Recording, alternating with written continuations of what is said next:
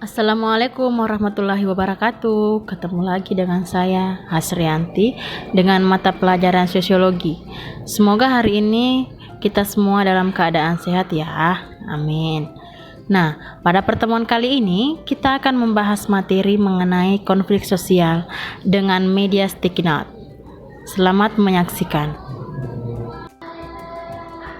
Konflik sosial di mana yang akan dibahas yaitu pengertian konflik, faktor-faktor penyebab konflik sosial, macam-macam konflik, konflik dan kekerasan, dampak konflik dan kekerasan. Pengertian konflik sosial. Konflik berasal dari kata Latin configere, artinya saling memukul. Dalam Kamus Besar Bahasa Indonesia, konflik didefinisikan sebagai percekcokan, perselisihan, atau pertentangan. Secara sosiologi, konflik diartikan sebagai suatu proses sosial antara dua orang atau lebih.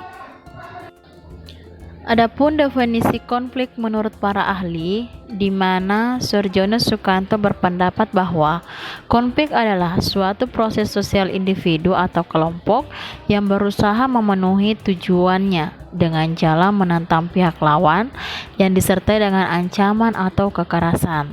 Sedangkan menurut Colin, konflik adalah proses netral dalam kehidupan sosial karena setiap orang memiliki sifat sosial tetap dalam hubungan sosial tersebut. Terkadang menggunakan kekerasan karena setiap orang mempunyai kepentingan sendiri. Faktor-faktor penyebab konflik sosial. Yang pertama, perbedaan individu yang meliputi perbedaan pendirian dan perasaan yang berbeda-beda, di mana perbedaan tersebut dapat melahirkan bentrokan di antara mereka. Yang kedua, perbedaan latar belakang kebudayaan. Orang dibesarkan dalam lingkungan kebudayaan yang berbeda-beda, sehingga dapat membentuk pribadi-pribadi yang berbeda. Contohnya seperti pakaian tradisional, tarian daerah, rumah adat, dan lain-lain. Yang ketiga, perbedaan kepentingan. Bentrokan kepentingan dapat terjadi di bidang ekonomi, politik, sosial, budaya, dan sebagainya. Perbedaan kepentingan itu dapat menimbulkan konflik di antara mereka. Contohnya seperti pemutusan hubungan kerja di sebuah perusahaan. Yang keempat, perubahan-perubahan nilai yang cepat. Perubahan yang terlalu cepat yang terjadi pada suatu masyarakat dapat mengganggu keseimbangan sistem nilai dan norma yang berlaku. Akibatnya, konflik dapat terjadi karena adanya ketidaksesuaian antara harapan individu dengan masyarakat. Contohnya seperti demo dalam kenaikan BBM atau bahan bakar minyak. Sekarang kita lanjut macam-macam konflik sosial. Yang pertama, konflik vertikal. Konflik yang terjadi antar pihak yang memiliki derajat atau kedudukan berbeda. Contohnya seperti konflik antara masyarakat kelas atas dan bawah, baik buruh dan pemilik modal. Yang kedua, konflik horizontal. Konflik yang terjadi antara individu ataupun antar kelompok yang memiliki kedudukan sejajar. Contohnya seperti konflik antar suku, agama, dan ras. Yang ketiga, konflik laten. Konflik yang cenderung tertutup, tersembunyi, dan tidak terlihat di permukaan, sehingga sulit terdeteksi dan diprediksi. Contohnya seperti konflik yang terjadi dalam suatu keluarga. Yang keempat, konflik manifest. Konflik yang tampak dan sangat berpengaruh besar terhadap masyarakat luas. Contohnya seperti kerusuhan, kekerasan, dan peristiwa lain yang dapat merugikan banyak pihak. Yang kelima, konflik realistis. Konflik yang berasal dari adanya kekecewaan individu atau kelompok masyarakat terhadap sistem dan tuntutan-tuntutan yang ada pada hubungan sosial. Contohnya mahasiswa demo pemerintah atas naiknya BBM, atau demo pedagang atas penerbitan PKL atau pedagang kaki lima di trotoar. Yang keenam, konflik non-realistis. Konflik yang didorong oleh keinginan yang tidak rasional dan cenderung bersifat ideologis. Contohnya seperti konflik antar agama, etnis, dan lain-lain. Konflik dan kekerasan. Kekerasan berasal dari bahasa Latin yaitu vis, yang artinya kekuatan, kehebatan, atau kedahsyatan, dan latus yang artinya membawa. Sedangkan menurut Johann Galtung, kekerasan merupakan sikap menekan lawan secara fisik, verbal, ataupun psikologis, di mana yang dimaksud menekan secara fisik seperti perkelahian dan kekerasan seksual. Adapun yang dimaksud menekan secara verbal atau lisan yaitu seperti mengejek atau menghina orang lain, ujaran kebencian, dan body shaming. Sedangkan yang dimaksud menekan secara psikologis atau mental yaitu dikucilkan, direndahkan, dan diasingkan. Adapun dampak konflik dan kekerasan. Dampak negatif. Yang pertama, menyebabkan retaknya hubungan antar kelompok sehingga muncul disintegrasi sosial.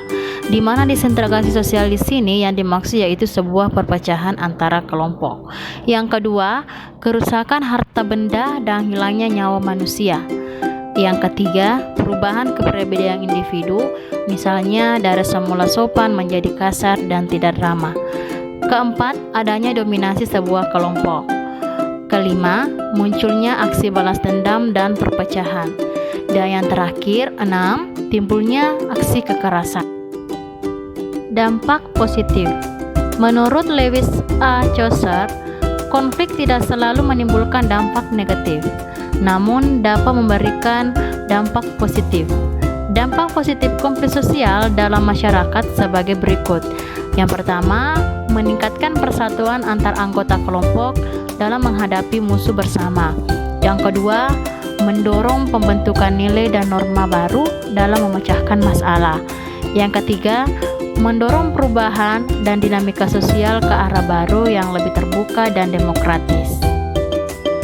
Pembelajaran mengenai konflik sosial dapat dilakukan dengan berbagai metode dan media, salah satunya dengan menggunakan media sticky note. Nah, kalau sticky note mungkin teman-teman sudah tahu atau sudah paham mengenai sticky note. Apa sih itu sticky note? Di mana sticky note itu adalah sebuah kertas kecil yang dilengkapi dengan lem yang dapat direkatkan kembali di bagian belakangnya, sehingga dapat ditempel sementara ke suatu dokumen atau permukaan lain. Kelebihan sticky note. Yang pertama, membuat planning to-do list. Yang kedua, pengingat prioritas aktivitas. Yang ketiga, sebagai penanda bacaan. Yang keempat, media penyemangat. Yang kelima, sebagai pengganti stabilo. Yang keenam, menyampaikan pesan. Dan yang ketujuh, menuliskan ide. Nah, inilah kelebihan-kelebihan sticky note. Dia memiliki bentuk yang menarik, ada yang berbentuk segitiga, segi empat, kemudian warna-warnanya pun beragam. Dalam pandangan mata, bisa sangat menarik. Sticky note ini dapat diisi dengan tulisan, baik dalam menggunakan spidol, pulpen, bahkan dapat diberikan gambar-gambar. Nah, inilah kemudian membuat saya mengambil sticky note, supaya anak-anak bisa menuliskan pendapatnya masing-masing mengenai contoh dan faktor konflik yang terjadi di lingkungan sekitarnya. Nah, inilah proses pembelajaran konflik sosial menggunakan sticky note, di mana anak-anak menempelkan pendapatnya di papan tulis. Kemudian mereka menggambarnya, memberikannya warna-warni.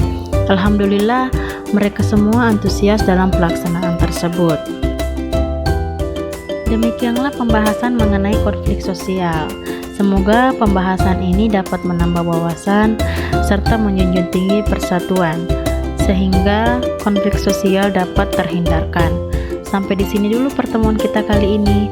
Kita bertemu lagi pada pembahasan materi selanjutnya. Terima kasih sudah menonton. Assalamualaikum warahmatullahi wabarakatuh.